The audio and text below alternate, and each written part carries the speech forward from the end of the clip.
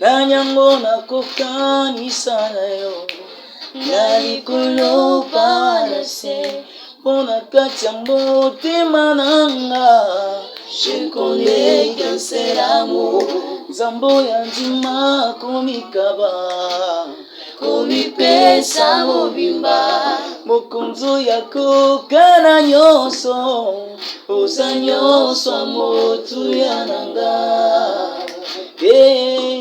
Mboti na bino ba internaute nyonso bandeko balanzi ya ASEP TV officiel. Topesi bino mboti na kombo Yesu na banzi ete boze se porter malamu na kombo Yesu Kristo. Alors lelo tozo continuer toujours na émission na bino o bolingaka mingi. Bongo émission ngo ezalaka intitulé le message au roi. Au roi peut ça présenter par ngamoko votre humble serviteur le frère Jairis Evans.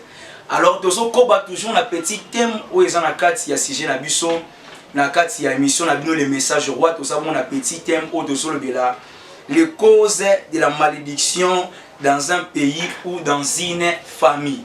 Alors premièrement, la bémission qui premièrement, la malédiction o eyaka na sima ya kosalisa batu misala sans pour autant au futa ba mbongo. On to lobela ki ya liboso et deuxièmement to yiko lobela ba malédiction o eyaka na sima ya inceste na kati ya ba nation pe na kati ya ba famille et lelo troisièmement to kolobela bongo la malédiction sur des lois votées. Na ba loi epé samaka na ba pays, na ba kati ba famille ba continue epé samaka et même rapé ba malédiction. Yango lelo to kolobela ngo. Alors na sa nga mon côté na plateau, na sa accompagné d'un serviteur de Dieu, l'apôtre Eli Kalamba. Bonjour apôtre. Oui, bonjour mon Salanzambe, bonjour frère Jairis, le grand journaliste, puis le présentateur de l'émission Message au roi Nzambe Apambolayo. Nazali pe ko pambola frère Crey o aza la réalisation na pamboli libota nyonso ya bana na Nzambe ba internaute nyonso o balandaka biso na ASEP TV officiel Nzamba lola pambola bino na kosenga ete bo s'abonner parce que tozali mingi na kati ya enseignement au moni message ya temps de la fin ezo senga église et comme na niveau ya maturité. Alors ceux qui ba anciennement plutôt ba enseignement et vous allez pas si mingi pour église et zoua vraiment niveau oyo esengeli. C'est pour cela naza disposé na ba question oyo ba ko pesa biso et pas il y a présentateur na biso frère Jairis Nzamba Zalokomu. Alors vraiment aza disposé pour na question otokotunae enfin que biyano et uta et pas inae. Vraiment apôtre na ko sepela d'abord on meka ko sala un peu rétrospection par rapport à ce sujet déjà au lobela qui est au premier sujet au lobela qui les malédictions nanzela ba travail ou ba tout sali saka ba tout sans pour autant ko futa ba mbongo. Et puis deuxièmement au côté les biso c'est les biso pe rétrospection na ba malédiction ou ya kananzela ba famille nanzela inceste. Et puis troisièmement au décoller na oza sujet à la malédiction sur les lois votées dans un pays où on appelle sur Malouba. Oui, merci beaucoup, merci Moussa Lanzambe. La fois passée, na émission na biso passé, tolobela qui cause ya malédiction dans une famille ou dans un pays. Ya liboso tolobela qui malédiction oyo nzamba zali koloba na mokanda ya Deutéronome chapitre 24 verset na yango 14 à 15. Nzambe azali koyebisa Israël alobi boye. Bozalaki ba étranger na pays ya Égypte. Et tango bozalaki kuna, il y avait des moments où vous travaillez sans toutefois ba pesa bino salaire. Et par rapport ya ba makambo wana nde na frappaki Égypte. Na frappaki bango na malédiction parce que ba bandaki ko faire travailler bino sans toutefois ba payer bino. Alors, tango bino boko koma na Kanato na pays ya promesse, boko sala ndenge moko te na ba égyptien parce que au travers la pratique wana nenga na frappaki bango boko banda ko faire travailler mutu na suka bo pesi salaire. C'est pour cela Bible ezali koloba na Deutéronome chapitre 24 verset 14 à 15 alobi boye tango zo faire travailler mutu il faut opesa e salaire. Lelo ba entreprise ebele eza ya kobeba lelo mboka na biso par rapport nazolobela neti mboka na biso Congo, nazolobela même Afrique, parce que na ba mindele na monaka mingi mingi ba respectaka salaire malgré bazape na ba magui na bango basalaka, mais ba mindele ba yebaka que quelqu'un ne peut pas travailler sans toutefois qu'on puisse le payer. Alors Zambazolo la malédiction que tango au faire travailler mutu, il faut opérer ça salaire. Les lots batu ebele baza sous malédiction comme on a mbongo ya salaire ya batu. Mutu asombelango lopango. Mbongo ya salaire ya batu. Mutu asombelango dupe. Mbongo ya salaire ya batu. Mutu akeko bale lango deuxième bureau, troisième bureau, quatrième bureau. Atindi ba na ena poto. Okomona ete na mikolo ekoya mutu wana ko banda ko subir une grande malédiction parce que biloko oya sombaki to makambu oyo ye azosalela ba affaire ezali mitoki ya ba papa ya batu okomona na kati ya société ba travailler baza ya kokonda pe déjà za santé libumu munene azoyo quand même pas soni ya komona ke ba travailler o bazosala ete liquidité to mbongo oyo emonana baza na santé malamu te tozwa exemple par exemple. Au monde mondial la salle émission moteur. Moteur jamais est travaillé sans toutefois au tia carburant, sans toutefois au tia lubrifiant, au tozali kobenga ça y est. Eh ben, au comment on a mouton faire travailler mouton 11 mois, 30 mois impayés, sans toutefois à s'inquiéter na yango. C'est pour cela, ils ont une malédiction, ils ont suivi na kati ya makambo wana. Na kei na deuxième sujet, oyo tolobelaki la malédiction dans une famille au travers l'inceste. Bien aimé, ce qui t'otangi Lévitique 18, Lévitique 19, Lévitique 20. Donc otangi kaka Lévitique 18 et 19, 20. Bokomona kuna nzambe azali kolobela sur ba malédiction oyo ekoki ko s'abattre dans une famille au travers inceste. Ezana batu ebele baza bana ya ba inceste. Mais nenga za wana oyo tozobenga na kati ya Bible babengi yango union illicite. C'est-à-dire ezali bosangani ya batu oyo eza légitime te. Inceste eza nini? Inceste ezali kosangana entre batu oyo baza na ba proche parent, batu oyo baza na ba parent moko. Omoni siko. Donc Nzambe souci na ezanini. Moka ezala béni, peuple bazala béni, ba famille ezala béni. Mais pour na diable attend la Bible malamu ayebi ke ezana ba pratique mususu soki mutu a commettre yango a kosala abomination et nzamba ko lâcher mutu wana après ko détruire. C'est pour cela na pesa ki ba cause yo tozobenga, c'est-à-dire ba conséquence ya inceste. Ba conséquence ya inceste komona mutu akomi ko bota ba dingue. Mutu azobota bana oyo diable akoki ko utiliser bango à 70%. Donc diable a la chance ya ko utiliser moi à 70% parce que azali makila moko illicite apotami na nzela ya inceste ba ezana batu ebele ba vando moni toza na kati Afrique to vanda ka mingi na ba famille élargie inceste ekoki ko salema entre mwana ya papa moko na mama moko mais wana ezaka ba kapenza rare. Mais quand mingi oyo ngai na ministère na nga na moni eza mingi ba cousin na ba cousine nde eza mingi ozomona neve oyo alandi ndeko na ye cousine moko akei kobima na ye inceste eyebaka na kosabattre na ba vie ya batu na ba malédiction moko oyo okomona Satan ko travailler farouchement na kati ya famille wana. Lelo sikoyo tokolobela pona tarder mingi te kuna parce que déjà ba émission oyo elekaki tolobela tango lelo tokolobela la malédiction sur les lois votées. La malédiction sur les lois votées, ce n'est pas pour rien. Tokotanga nano bokolimbisanga lumière ya caméra na biso ezobetanga pena makasi bokamwa te soki na tie torche oyo dans lumière ezobetanga makasi. Bien-aimé dans les seigneurs yokanga madame. Ce n'est pas pour rien Nzambe au travers apôtre Paul azali kopesa une grande responsabilité na église ba priaka pona ba autorité, ba priaka pona ba roi, pe pona bato baza élevé en dignité. Pona nini? bato baza élevé en dignité bangone bazalaka na ba décision finale ya mboka to ya destin ya mboka. Et le diable connaissant cela, diable a travaillé là na kati ya bato wana, c'est-à-dire na ba groupe de gens oyo baza na ba décision finale ya mboka, oyo baza na ba poste de décision, ba votaka ba loi oyo ekoki ko frustrer Nzambe afin que diable azwa place ya ko manipuler tout un pays ou toute une nation. Au travers ba loi votée, diable a travaillé na kati ya Bible, rezola kisabiso na ba mboka ebele, na ba famille ebele, même na ba royaume ebele. C'est-à-dire quoi? Au travers apôtre Paul. 1 Timothée chapitre 2 verset 1. 1 Timothée chapitre 2 verset 1 jusqu'à 4. Je lis la parole de Dieu. 1 Timothée chapitre 2 verset 1 jusqu'à 4. Je lis la parole de Dieu.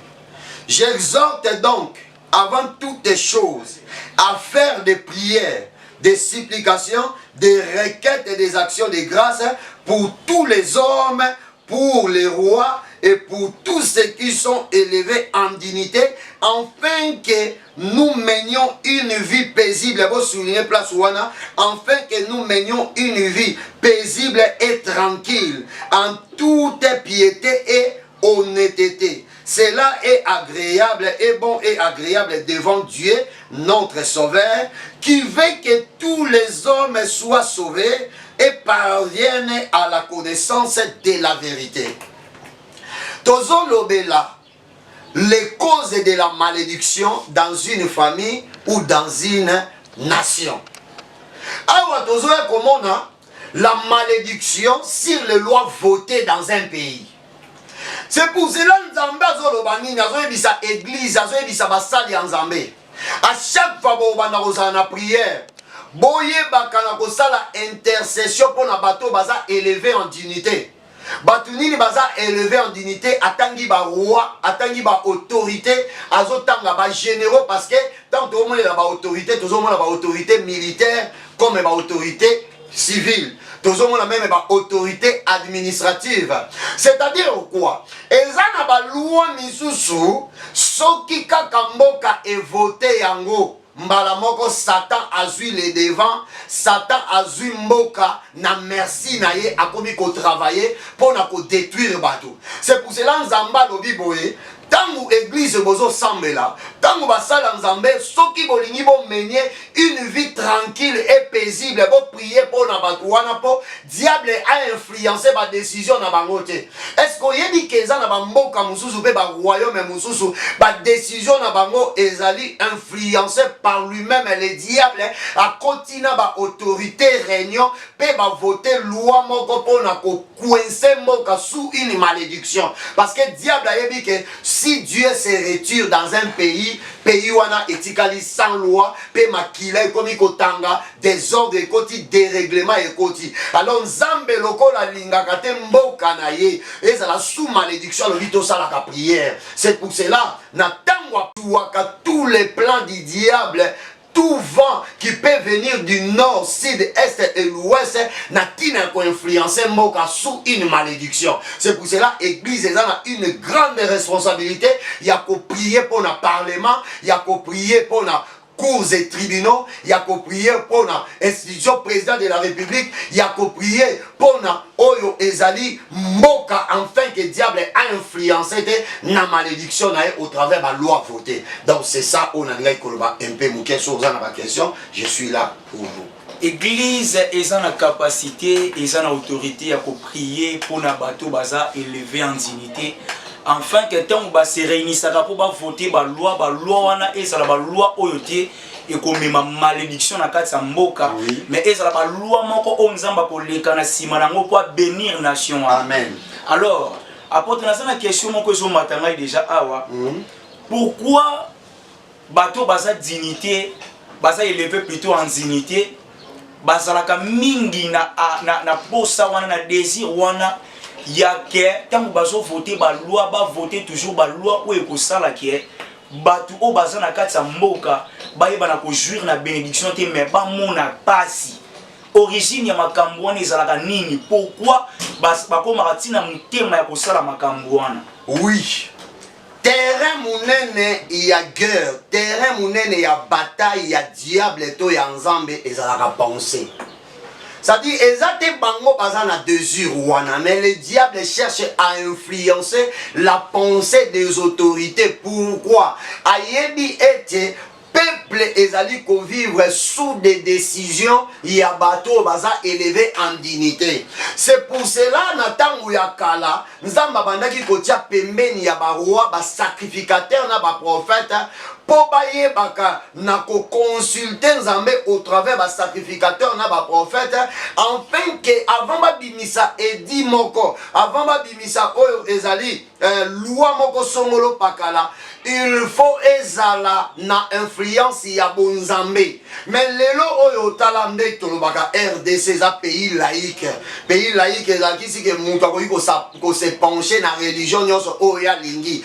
Tozate na bamboka lokola ba pays islamique oyo bango ba loi na bango ezalaka toujours na bénédiction ya Allah. Vous comprenez? So biso ba chrétien toza mingi na distraction ya kozanga koyeba ete bato baza élevé en dignité bango wana Satan alinga ko en vouloir. Satan boyi ko bana kolanda te un individu moko boye o aza na pouvoir te aza na influence te sur une masse de gens ou sur une assemblée abana kolanda ya influencer. Non, Satan linga mingi ba leader. C'est pour cela koki ko kota na président ya parlement, akoki ko kota na président ya ba cours et tribunaux, akoki ko kota na président ya ba avocat. Satan koki ko travailler na mutu oyo soki apesi maloba, donc à se décider tout le monde va lobby amen. So dans lobby amen dans le sens il y a que tout le monde doit rester d'accord par rapport à la décision wana. So ils ont pensé na bango teza influence diabolique. C'est pour cela apôtre Paul azolo bana 1 Timothée chapitre 2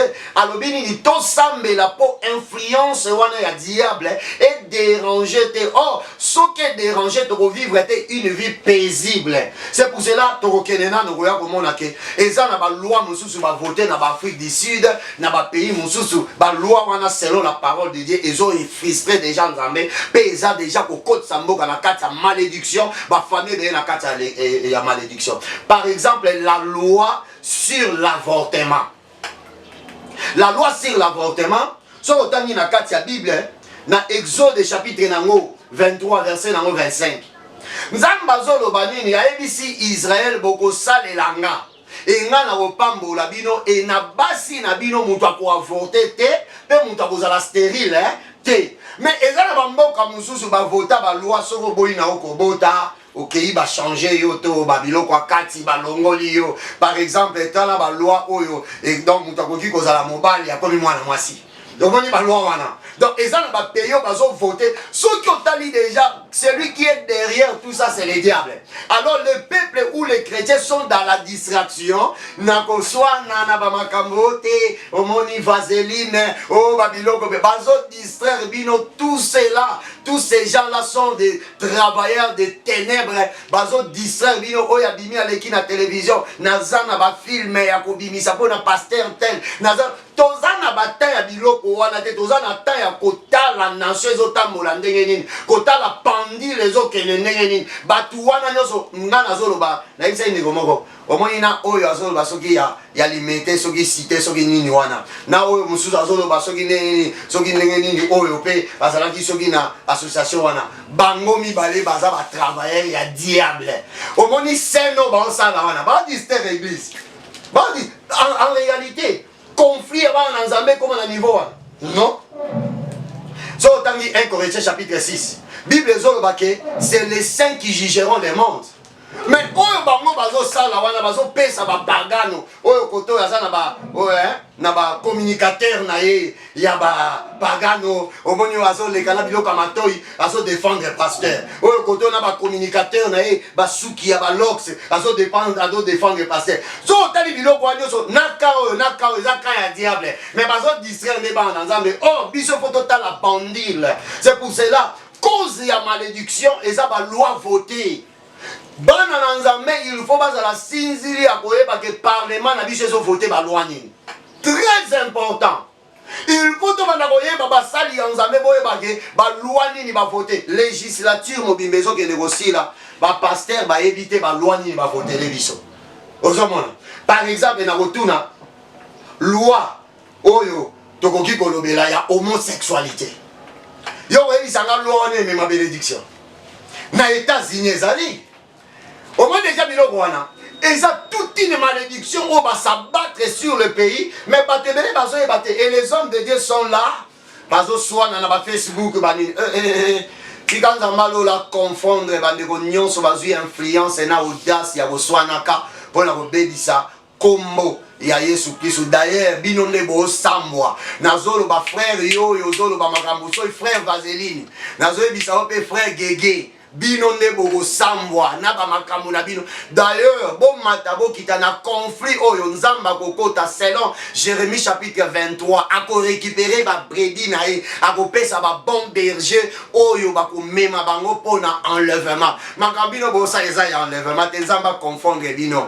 Bazo sala la moment il y a distraction mais biso tozolo bela makamu minene oyo tozolo bela les causes de la malédiction dans un royaume non netimbo na biso Congo les causes de la malédiction dans un pays ba loi votée et provoquer la malédiction c'est ça on a ngai koloba ngwana na été chose na ba question oui ba question ezali oui itoti kolanda apôtre.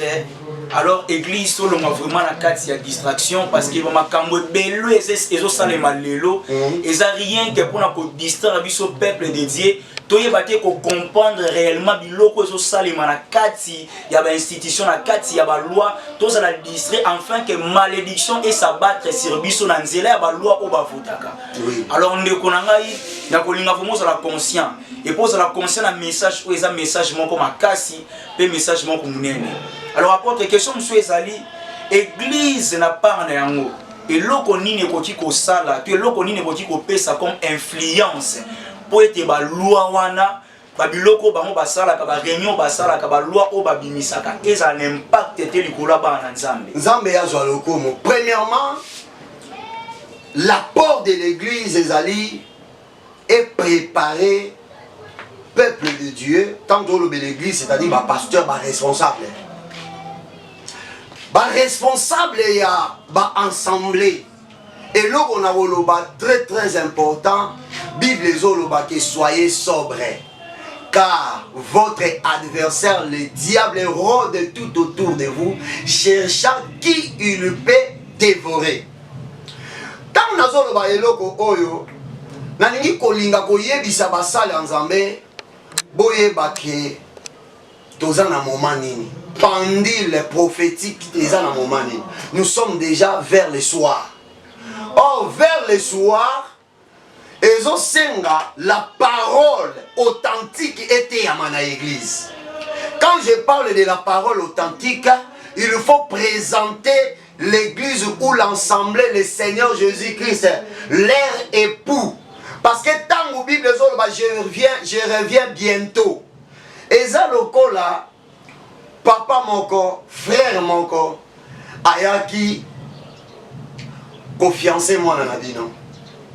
A fiancé yé et alors azongi ake ko préparer pour aya kozoyer to ayaki ko doter yé bo pesi bango mikolobi ke ezalaka nde wana surtout biso les africains mobali kende nanu okoya kozwa moi sinon peut-être dans une semaine en attendant ba préparer ba la kisaye ba fanda kana mobali boye ba sola kana mobali boye il faut l'attendre boye na boye c'est-à-dire biso basala nzambe il tozo préparer bana na nzambe ba yeba ke mobali na bango azoya oh ndenge toza boye soki toza na distraction mobali akoya akoya kokuta la femme n'est pas encore préparée. Ce qui fait aujourd'hui le retard, hein, ton décalage, il y a venu à Christ, Azan a besoin, il y a repentance sincère, il y a Eli. C'est pour cela que dans la Bible, Nzambe par son amour, Azali ko faire tarder moment. Pour Eli la préparer. Oh, vous allez préparer la parole authentique. Les lots ne pas distraction ça. Prophétie. Il y a un numéro de téléphone. Tout ça, ça mène quoi et ça donne quoi par rapport il y a église corps du Christ. Tant que vous avez dit non, pour ndima ke naza prophète, pour ndima ke na prophétisaka, numéro de téléphone, les salis et où au travers du numéro de téléphone. Pronostic démoniaque parce que les forcément pas un diable pour la distraire l'église, mais l'église ne peut jamais la distraction parce que la Bible dit que les portes de séjour des morts ne prévaudront point contre elle. Elle c'est l'église, donc c'est ça. L'église a besoin de parole authentique. Église a besoin de parole authentique.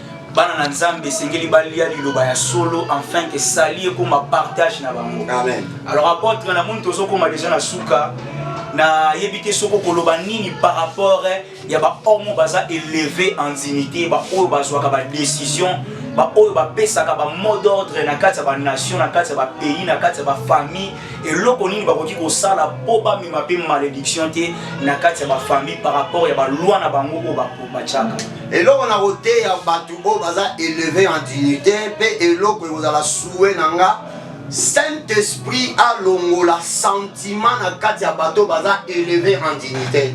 Ba longola mingi confiance et pas ya ba collaborateur na bango ya koloba comme si que baza banzambe par rapport à nyonso bakoki koloba parce que ce tali échec ya Absalom ezalaki parce que c'est pencha qui n'a conseillé moko ya David o ba on ko benga Chitofel bambi azalaki soka pesi conseil c'est comme Dieu qui donne les conseils mais donc batwande wana be baza azoloba comme si ezanzambe comme si eza ba bonne décision. Par exemple dans le discours il y a Aman pembeni ya Aséris et Esther chapitre 3 verset 7 à 10 baza na conflit na Mardoché. Et na conflit wana subitement ke ko yebisa roi ke est-ce que yebaka te ke na kati ya royaume na yo oza na peuple moko pe race moko oyo batosaka te ba loi na biso et alors esengeli yo roi opesa ngai o ezali edi moko to opesa ngai loi moko o voter loi moko o binisa ordonnance moko o ekosala ke tosala épuration raciale et ça peut parmi ba loi. On a la loi votée, épuration raciale. C'est pour cela que dans la Bible, dans Ésaïe chapitre 45, Ésaïe chapitre 45, dans le verset 18, nous avons ainsi dit l'Éternel, c'est lui qui a créé la terre, qui l'a fait pour qu'elle soit habitée, qui l'a formée pour qu'elle ne soit pas déserte. C'est-à-dire Nzamba que la mokili po batuba vanda va se multiplier. Mutu moko ta telema lo bakenga na bosili ça par exemple race oyo. Problème comme la Hitler na si oyo kaka allemand lelo soke kweya parce que Hitler alingaki asala épuration ethnique to épuration raciale ya ba juif. Asuka wapi? Yenda kweya puissance ya allemand ne kweya. Pona nini aluka a détruire race moko race juive. Nazoyebisa bandeko oyo soi-disant boza tout autour ya ba président tout autour parce que moi je parle du monde, je parle des nations, je parle de l'Afrique, je parle des continents. Bino oyo ata lobi ke na oloba na lingala ba interprète baza. Bino boza pembeni ya ba konzi. Boye baba loi nini bokoki ko voter sinon boko ya na problème ya Aman na Mardoché na Aséris. Sinon boko ya na problème ya Pharaon oyo alobaki ke bana mibale nyonso ya Israël baboma bango. Boko ya komona ke son pouvoir était terni et bebaki. Yango na ningi koloba boye. Nzamba za na besoin ya ba loi oyo et ko bénir peuple naé. Avant de voter la loi botala si réellement la parole de Dieu est contre cette loi ou la parole de Dieu n'est pas contre. Par exemple, loi il y a travail. Si vous allez bien, ezali mais pas pratiquer en côté. Beaucoup de gens aujourd'hui, au taliban chinois, au taliban indien, au libanais, ils faire travailler le peuple congolais sans le payer. Mais dès que vous avez la comme Agito, ceux qui bino bozoli a bien, bazo pesa bino corruption pour baba na bofuta salaire. Par exemple, il faut heure moko, une heure il y a salaire et ça là par exemple, on appelle cet exemple, une heure il y a salaire et ça par exemple $20 ou $30. yo ministre lobité pesa bango inerezala par exemple $5 oyo nyonso etikali $25 ya ngai sikoyo soki otali moto azotravaille mpe koleka or nzambe asala moto atravaille plus ou moins 7 heures du temps mais na mboka na biso neti na Congo bato batravaillaka na ba heure moko oyo tozobenga excès et na suka nango salaire eza te so pays ya ndenge wana baentreprise ya ndenge wana bozolinga ekende liboso non bokolela diable va travailler durement parce que les entrepreneurs et bateau baza élevé en dignité baza inconscient il y a la loi de travail nzamba ayebisaki Israël alobi ke so faire travailler moto il faut les payer donc c'est ça. Ceux qui offrent travailler Moutou, il faut les payer. Bino ba oboza ba homme élevé en dignité. Bino ba oboza ba pembeni ya ba konzi. Boye ba kakotela ba loi nini obozo voter de sorte que emi ma malédiction te na kati ya nation. Nzamba zana ba poser ba loi o eza conformément à sa parole afin qu'elle kana simana yango pour bénir peuple naï. Alors to komi pratiquement na fin ya émission na biso to pesi bino merci bozala ki ebele. Vous allez vraiment mingi ya kolanda biso balandi bande kona biso ya ACEP TV officiel et ba o balandi biso ba betami li ba kwa kolanda biso lelo bo s'abonner vraiment na chaîne na biso ACEP TV officiel bo s'abonner ya ebele pe bo partager ba lien bo partager ba vidéo. Alors on a tiré apporte maloba pour na koloba mot de la fin pour tout tirer. Oui, mot de la fin nanga pour na émission oyo na lobike basali en Zambie. Bako saote ke wana ozosala politique mais eloko na olinga koyebisa bino na magistrature oyo to yo oyo oza na États-Unis oza wapi bosalaka nyonso boyebaka combien de lois oyo bavotaki mpona pays et baloi wana bavotaki selon la parole de Dieu eza conforme ou pas au lieu tozalaka na badistraction ya baprophétie ya lokuta tozala na ba distraction ya koloba ke toza ba grand aussi longtemps yo grand bazo manipuler na ba loi oyo ba pagano bazali ko voter tika Saint-Esprit ya lola azwa contrôle ya batu nyonso baza élevé en dignité parce que Bible ezono baboye le cœur des rois est dans la main de l'Éternel qui s'incline là où il veut. Ozo comprendre nzambe azwa lokumu nzamba pambola libota na nzambe na pamboli ensemble on azali ko kamba Assemblée évangélique éternelle paix en cycle ACEP Nzamba Pambola bino pour partager frère Cray Nzamba Monayo n'a pas molipé yo journaliste présentateur na biso frère Jairis Nzamba Lola Pambola bino oui Nzamba